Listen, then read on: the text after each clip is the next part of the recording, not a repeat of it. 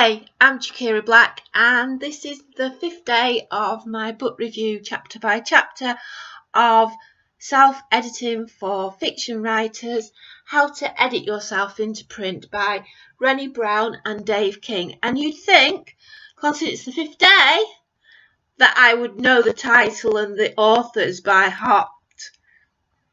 Nope. I will try today to put another link to the Amazon page for this book. I do really recommend this book. I'm finding it really informative, like I've already said. I'm learning a lot from it. To be quite honest, I've possibly learned more than I have been learning doing my masters. This is really good. This book is really good, and if you're serious about writing, then I do think you should get it. I'm only telling you a little bit of and based what I'm telling you is based on what I've understood by what has resonated in my head from what I've read. But we all take different things from books. So just because I am, the things I'm going to say about now doesn't mean that that's exactly what you would take if you read it. So get the book. Yeah, I am really enjoying this book. So chapter 5, which is about dialogue mechanics. Now, I'm pretty good at dialogue. I do find it quite easy to write. I know a lot of people find it very hard. I tend to find description harder, and I find that conversation is something that I don't really struggle with. But I've still learnt things from reading this chapter, or at least they've clarified them a little bit, issues a little bit more in my head. So for instance, one thing it says is, don't explain what is obvious from what has already been said. So the example was someone saying, you can't be serious. And then he said, astonished, or something like that. But the thing is, he's saying you can't be serious already shows how astonished he is. So you didn't, the writer didn't have to write, he said didn't have to write that at all.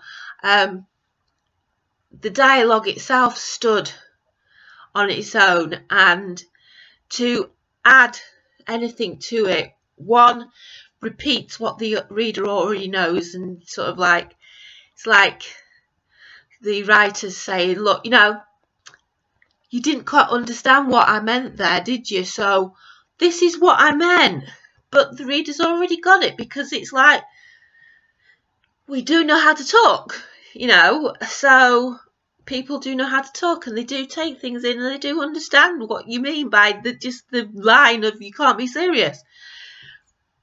So, don't repeat things like that she said in astonishment. Just don't do it, because it muddies your dialogue, to be quite honest. It makes it less striking. So another thing was to cut out adverbs, so Lee words. So for instance, she said longingly, he said angrily, she said excitedly.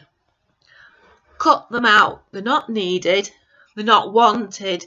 Just have, she said. And show the anger or the longing or whatever by what she says or what she does. So, for instance, you could say, I really want that dress, she said. Or you could say, I'm so sad, she said. And she stared at him, I don't know, trying to think of my feet here and that. Well, one didn't quite work. But yeah, cut out adverbs. Try to cut out adverbs of Lee words because they're not needed. It just, it messes with the pace of your story. Also, he said, she said. Don't use things like he grimaced, she snarled, he snorted, etc. as tags for dialogue. So don't have, that's really funny, he snorted. Have, that's really funny, full stop, end of speech mark. And then, in a new line, or you could have, no, I'm not saying a new line, you could have he snorted, but you could actually put he snorted, full stop. That's really funny. So, also, the thing is, it can be hard sometimes because you want your reader to know who is speaking when they're speaking. So maybe you put the other person's name in the sentence. But even though you can do that occasionally just to sort of provide an anchor to who's speaking, you can't do it one line after another, one piece of dialogue after another, because it just gets monotonous. So don't do it. You know, from my perspective, well, not my perspective, but my advice is to try to actually change the way your characters speak. So some of them speak in certain ways, like maybe with a lisp, maybe another one doesn't use contractions. Contractions like, you know, he can't, you know, can't, wouldn't, I mean, you know, and, you know, someone that is quite up themselves and would say cannot, would not, is not, you know, just sort of use the dialogue to differentiate them. But don't say, hi, my name is Jackie. That's my actual name, by the way. And then the next person goes, well, hello, Jackie, I'm John. And then Jackie goes, oh, I don't know.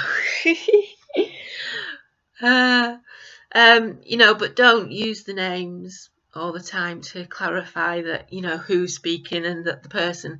So it would be like, hi, John. Hi, Jackie. What you doing, John? Not much, Jackie. Are you going to the pub, John? Not tonight, Jackie. And I'd be just like, oh, for goodness sakes, kill me now. So don't. Okay, so last up, and this is very important, each character that speaks has a new paragraph, a new sentence. Do not have two characters speaking in the same sentence. So don't have, hi, Jackie, John said. Hi, John, Jackie said, in the same sentence. Different sentences for different people. And if you're doing it in their POV, which, you know, is sort of like does affect dialogue to some, you know, because it does, you know, a new chapter for each person or a new section for each person, you know, so yeah. Okay, so that's dialogue mechanics,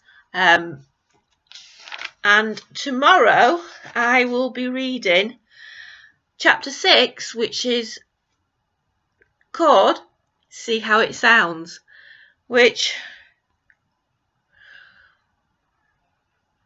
don't know, I suppose it could be And I think I'm thinking that possibly it means